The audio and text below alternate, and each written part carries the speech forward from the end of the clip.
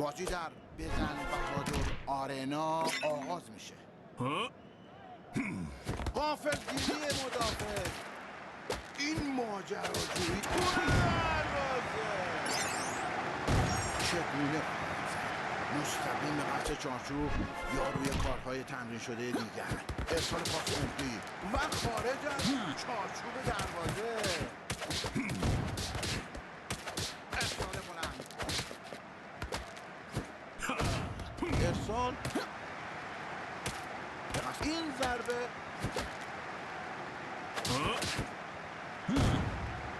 این ضربه،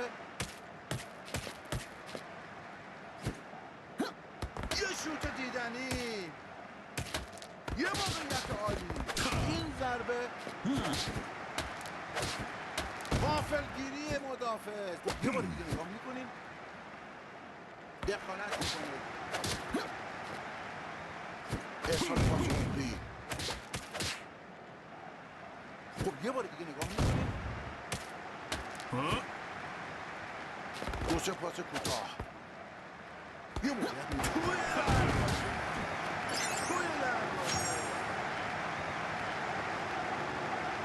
یه بار دیگه بازیکن‌ها در حال شروع مجدد بازی هستن.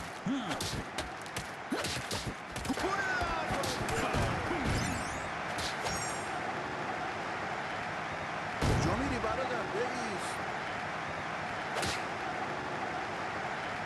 با گزارش این بازی جذاب و جالب در خدمت شما خواهیم.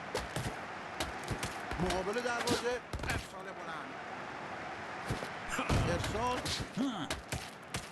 چه بازی شده، یه شوت دیدنی.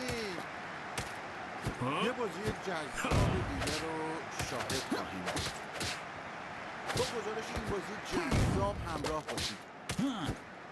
این ضربه، یه موقعیت میانه زمین، یه شوت دیدنی،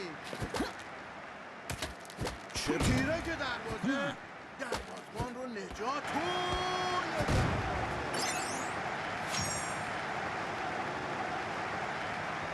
بازی دوباره از میانه میدان شروع میشه.